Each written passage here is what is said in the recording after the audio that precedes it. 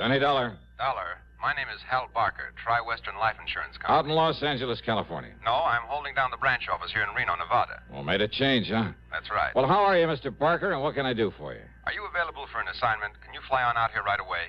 I don't see why not, as long as you're willing to pay the freight. Good. Yeah, you mind telling me what it's all about? Well, not at all. One of our clients, a man named Walter Bisbee, has just died in a mining accident over near Virginia City. Virginia City, the famous old ghost town, huh? That's right. But now listen. Yeah? I don't think it was. Was what, Mr. Barker?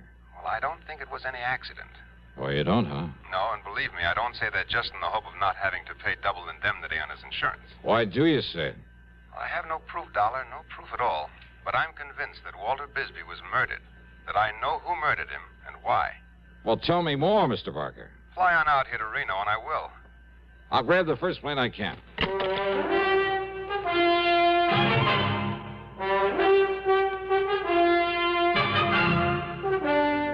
CBS Radio brings you Bob Bailey in the exciting adventures of the man with the action-packed expense account, America's fabulous freelance insurance investigator. Yours truly, Johnny Dollar.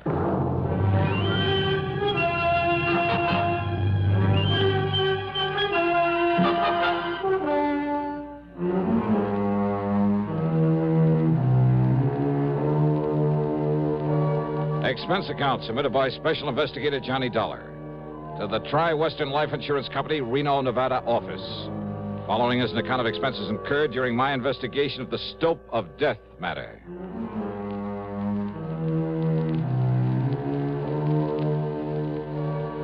Expense account, item 1, $176.25, a jet to Los Angeles. Item 2, $32.70 for the flight to Reno, Nevada.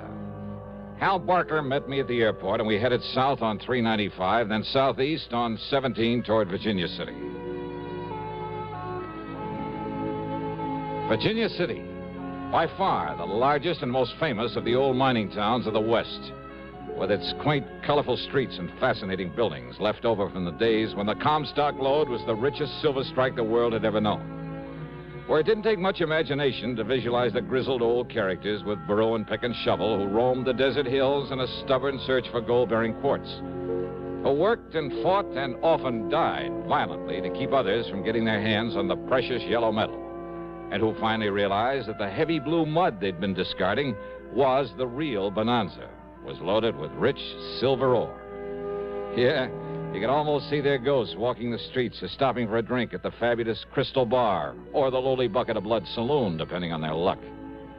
During the 23-mile ride over to this fascinating historical spot, Hal Barker filled me in. Yeah, thanks to modern methods, modern tools of the trade, so to speak, Walter Bisbee and his partner did fairly well, Dollar. Uh-huh. They'd explore these old abandoned mines around here, supposedly all worked out, and they'd locate new ore strata that would pay off. Like I say, with modern, efficient recovery methods that weren't even known about during the gold rush days. Yeah, like the big petroleum companies have found ways to get more oil out of wells the old-timers thought were pumped dry. That's it exactly. And Bisbee and Hargrave would locate these profitable veins and take a royalty from whoever worked them. And they'd go off and hunt for another spot. They made no fortune, but, well, they did pretty well. For a while, at least. Hey, you said Hargrave, Bisbee's partner, Hal? That's right, Bill Hargrave. Each of them claimed he couldn't do the job without the help of the other, so we wrote a partnership policy for them. How much? Upon the death of either one, the other was to receive $35,000. Double that for accidental death. And now Bisbee is dead. Want to tell me just how it happened, Hal? Well, the old mine where it happened is up here just off the 6-mile road, the old Caterwall number 2. Caterwall number... That's the name of a mine? Yeah, well, you should hear the name of some of them. Anyhow, old Bill left Walter at the mine a couple of days ago, exploring one of the stopes, while he drove into Carson City for supplies. Uh-huh. When Bill finally got back here to the Caterwall, he says he found the ceiling of the stope had collapsed. Hey, wait a minute. He says. Why do you put it that way, Hal? According to a state geologist I talked to early this morning, a man who knows the mine, has been inside of it many times, there was no reason in the world why it should have happened. Unless somebody helped it to. Oh? Well, that set me to thinking about the bad luck Bisbee and Hargrave have been having lately. And about how much it would benefit either one of them to have the other one die. Especially accidentally, on account of the double indemnity clause in that insurance policy. Oh, well, now, Hal, that's... And then, when the geologists found where somebody had planted a charge of nitro... Oh. Well, are they holding Bill Hargrave? Why? Why? Well, unless the police find Bisbee's body, there's no actual proof he's dead. Remember, Dollar, Hargrave was in Carson City when it happened. Plenty of witnesses to that. I see. But he's the only person. I'm sure of it, Johnny. He's the only person who could possibly benefit by Walter Bisbee's death. Oh, now, Hal, that doesn't make a case against him. Now they're up ahead. That's the old Catterwall number 2. Hey, what are they doing there? They're trying to get into the Stope, find Bisbee's body. Oh. Hey, there's a surprise on that hill on top of the mine. The man standing there by that block and tackle they've rigged up there? Hey, that's Bill Hargrave. Uh-huh. And he was perfectly willing for them to try to get in there and look for the body? Well, yes, he was. And look, by the way he's waving and shouting to that police officer down there. It looks like he's found something. Come on, Johnny. We'll see what it's all about.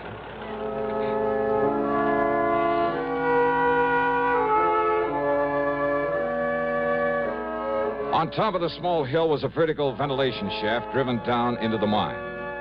Hargrave had rigged up a support, a kind of tripod with a block and tackle on it, then lowered himself to the Stope where Bisbee had been trapped, or to what was left of it. When Hal and I and the police officer got up there to him, Hargrave looked like a ghost, or as if he'd seen one.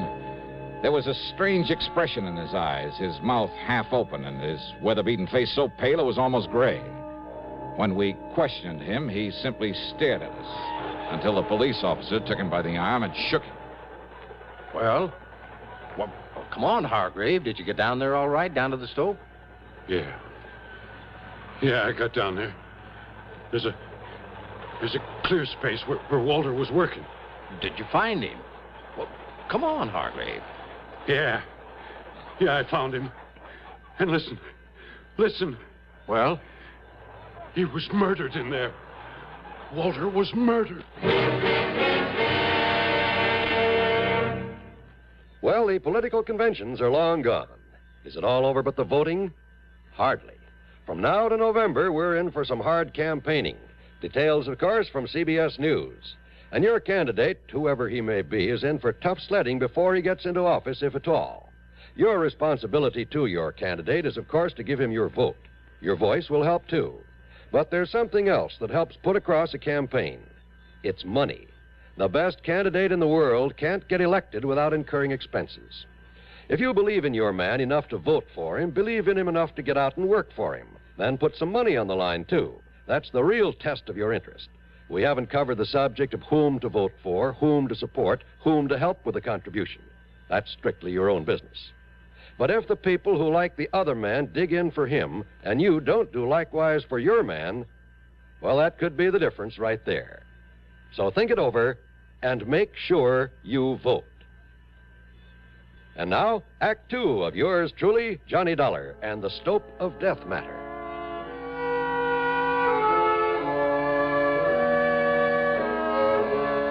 When Walter Bisbee died in the gold mine cave-in, when a state geologist hinted that maybe a charge of nitro had caused the cave-in, both Hal Barker and the police figured it might have been done by Bill Hargrave to get rid of his partner, to collect the insurance on him.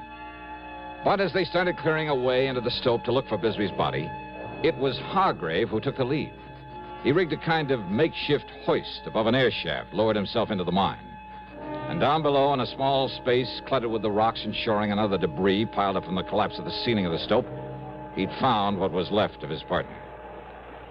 Beaten to death. Walter, my partner. Beaten to death down there. By somebody knowed we'd made another find down there. Easy, and Mr. then they Hargrave. blowed in the mine on top of him. They murdered him. Don't you understand? Somebody murdered Walter down there. Okay, Bill, okay. Now, just take it easy. Well, you're the law. Now you go and find out who killed him. Who killed my partner? We'll try, Bill. You try. Sure. Dollar, always said you want to go down there with me and help me recover the body? Yes, sure. I'll have some of the men working on the slope come up here and give us a hand, lower us down this ventilating shaft. Okay. And Bill, you go on back to town. We'll bring the body in so you can give him a decent funeral. Funeral? That's right. No, officer. What? Why not, Hargrave? Because Walter'd want to be buried here in the mine. The same as I would if this had happened to me. But if you made a valuable find down there... What are you talking about, Dollar? You think all the dirty yellow dust in the world would ever make up for a man like Walter Wisby? He was my partner. He was my friend. 20 years together, like brothers we were. Always together. Always share and share alike. When I found something, it was his, too. When he found something, it was mine as much as his. Well, didn't you know that? Well, yes, and I understand the two of you did fairly well for a while. Yeah. As long as the two of us worked together, of course we did. We opened up the old Higby's Folly, didn't we? And the old Yellow Jaybird. Those were gold mines? And they still had plenty in them. We showed them where. We showed them where to get it out. When was that? Oh, back in 1950, 51. It was Walter and me found the veins they'd passed on by. They thought those mines were all worked out, but we showed them different. They still had gold in them. We showed them where it was, Walter and me. And the Jolly Tar and the Frenchman's Luck back in 53. Walter and me. And now he's gone. Now he's through. Without him, without my partner, now I'm through. And I never want to see a mine again. All I want is to get away from here, now and forever. So, officer, you go on down there. You'll find him laying there, Walter, in the mine. It's the way he wanted it. It's the way that it's happened. And if the law says it's all right, you can leave him there, God rest his soul. Well, now, of course, that's something that we'll have to... And with those machines you got there on the slope, you can fill up this shaft and bury him. The way he'd have done for me, if I'd gone first. Well, maybe we can do that, Bill. Officer, I'd be mighty beholden to you if you would. Now, you go on back to Virginia City, and if necessary, we'll talk to you later. Thank you, sir. Now, Dollar, let's get down inside the mine so I can verify the death and make out my report.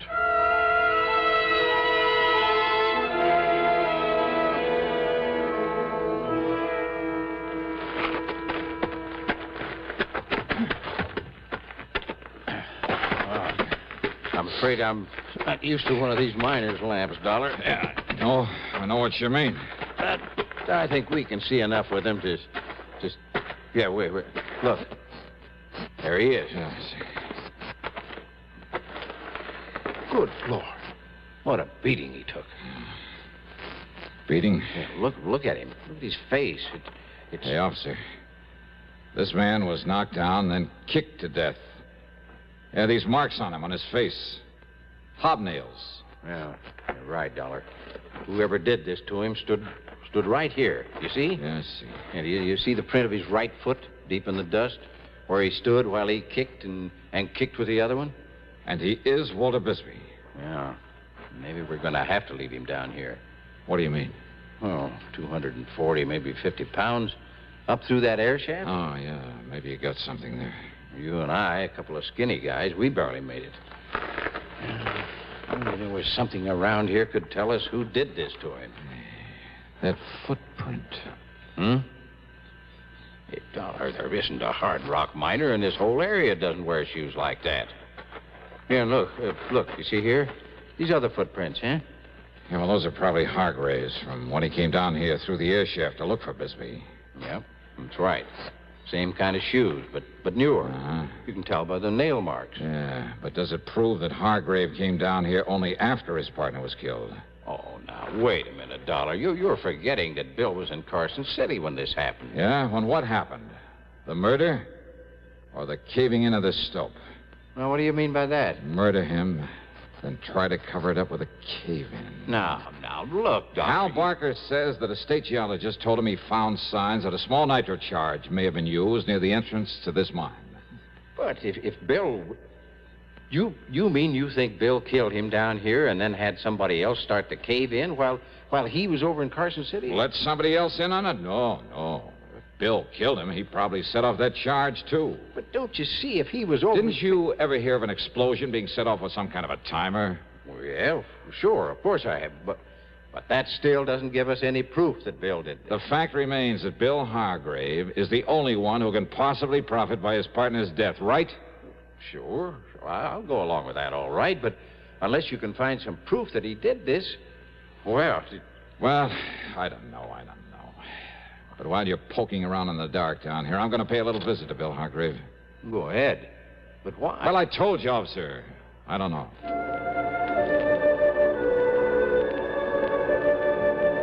The police officer stayed inside the mine in the hope of finding some definite clue to the killer of Walter Bisbee. Several things convinced him that Bill Hargrave hadn't done it. What Bill had said about his partner, their relationship over the years, Bill's known presence in Carson City at the time the mine collapsed, and my theory that an explosion was set off by some timing mechanism was only a theory. Even the fact that Bill was his partner's beneficiary didn't prove anything. And Bill had been among the first to volunteer to help and try to recover the body and found a way to get down to it that nobody else had thought of. Yeah, very convincing. Almost too much so. At least enough to make me more suspicious than ever. Suspicious of Bill Hargrave. Just a little sort of shack on the edge of town, Johnny. Okay, then let's head for it, Hal. Well, of course, he may have gone over to Miss Crutch's boarding house to take care of Walter's things. Hey, you mean in spite of all their palsy-walsy over the years, they didn't share the same living quarters? Well, up to a few months ago, yes. So maybe they had a falling out, huh? In spite of Hargrave's pretty little speech. Well, Johnny, I must confess, I believe what he said. They were still working together. Maybe Bill just got tired of Walter's cooking or vice versa. Oh, after 20 years. Well, sure. Look, Hal, you're the one who was suspicious of Bill Hargrave right from the beginning. I know, Johnny. I know. Well. But unless you can find some proof that he did it, after his behavior back there at the mine. You better do this, Hal, after you let me off at Bill's place. Go on back to the mine and bring that policeman over here to join me. Oh? Well, now, Johnny. Just do as I say, will you, huh? Well, did you see something? Have you discovered something you haven't told me about? Or the officer? No, yes, maybe. I don't know. Hal, I honestly don't know. But there was something back there. Something you or the officer told me? I don't know. Something down there in the mine. Well, here we are. Here's the shack Bill lives in. Wait a minute. What, yeah? Maybe that's it, yeah. What, Johnny? Yeah. Hey, listen. Before he leaves that mine, tell the officer to take one more good long look at the footprint we found in the dust. Huh? Well, just exactly what is that? Tell him that, Hal. Then tell him to get on over here fast. Well, then you have thought of something to pin it on Hargrave. I told you, Hal. I don't know.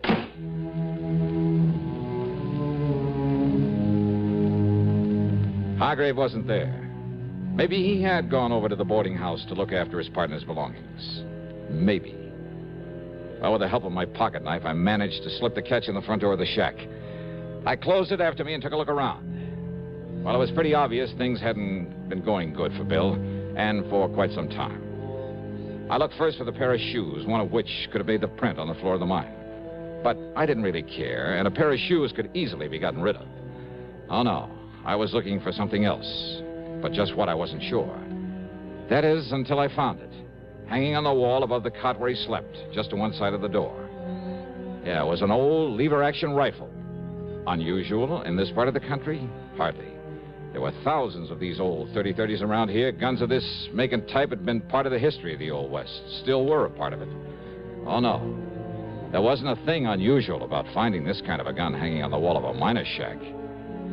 But about this particular one, there was something unusual. And as I laid it down on the bed and looked at it, as I thought about that footprint back in the mine. Hey. Oh, why, Mr. Dollar. Yeah, come in, Hargrave. Sure. Yeah, what are you doing here? Oh, just looking around. You mind? Oh, of course not, only... You see, when a man's partner gets killed, I like to know all I possibly can about him. His habits, where he lives, how well he's been doing. Yeah, but this is my place. I know. Walter was living over at Miss Crutcher's boarding house. I was just over there taking care of his... Oh, you mean you want to know all about me? That's right. Well, now, Mr. Dollar... Sit down, Bill. And tell me just what kind of a timer you used to set off an explosion in that gold mine. What? Or do we have to tear that hill apart in the hopes of finding bits and pieces of it? What are you talking about, Mr. Dollar? Too bad the blast didn't fill up that stope completely, though, isn't it? What? Yeah, then the rocks would have pounded Walter's body enough to hide any sign of the way that he was kicked to death. Well, now, look, sir, So when you came back from Carson City and found the police were going to clear a way into that stope, you played it smart. Dollar, you don't You know played along this. with them. You found a way into the mine through the ventilating shaft. You found the body. You told us that Bisbee had been murdered. Well, it really fooled him, Bill. It convinced him you were clean. But you overlook one thing. You don't know what you're saying. That footprint down there in the dust. Oh, you changed shoes after you killed him. And no doubt you got rid of those old ones where no one would ever find them. And you left new prints with the new shoes you're wearing now to show they're different. But that one footprint, Bill. What about it, Dollar? When you stood there and kicked him, stood on your right foot and kicked him with your left. So what? What about it? And then when I came here a few minutes ago and found that rifle there on the bed, found the shiny spot on the right-hand side of the stock. Yeah, look, there. See how shiny it is? Do you see it, Bill? Well, what about it? What about it? Only a left-handed man polishes the right side of a gun stock when he rests his cheek against it. All right, The Dollar. same as he stands on his right foot and uses the left one to kick his partner to death. Well? All right, so I killed him, but you won't live to tell anybody Oh, that. you're a fool, Hargrave. You're going to be a dead one. Do you think I would have left that gun on the bed with the shells in it? You mean... I mean this. Phew. Son of a gun. I guess I really should have thought to take the shells out of that thing.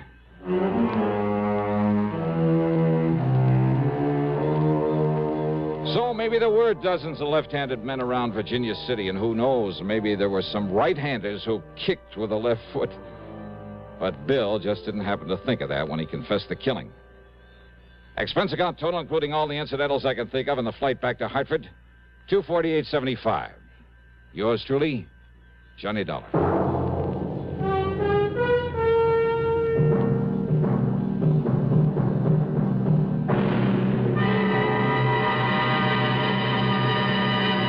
Constipation is something people don't talk about much, but it can be a problem for anyone, even doctors. And when constipation occurs, it's interesting to see just what doctors consider important about a laxative they might use or recommend. Well, a majority of the doctors we heard from had this to say. A laxative should be effective, gentle, close to natural acting. A medicine that can be used with complete confidence. Now, X-Lax has been popular with many doctors and millions of people over the years because pleasant-tasting chocolated X-Lax is effective. Overnight, it helps you toward your normal regularity. X-Lax is so gentle, so close to natural acting, there's no upset. That's why many doctors and millions of people use X-Lax with complete confidence. X-Lax, the laxative that helps you toward your normal regularity gently, overnight. Now, here is our star to tell you about next week's story. Next week, a most unusual case where murder isn't murder at all. Where the whole thing is based on the confession of a dying man to something he did some years before. Oh, his confession is true. It's backed up by all the facts in the case. There can be no question of them or the confession itself. And yet the twist at the end of the story, well, all I can tell you is it'll take you completely by surprise. So join us, won't you? Yours truly, Johnny Dollar.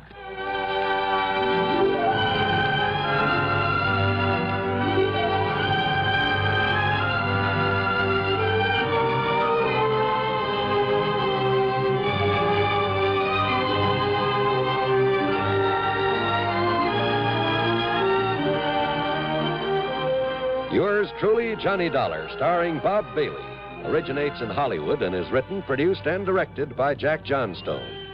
Heard in our cast were Herschel Bernardi, Russell Thorson, and Forrest Lewis. Be sure to join us next week, same time and station, for another exciting story of yours truly, Johnny Dollar.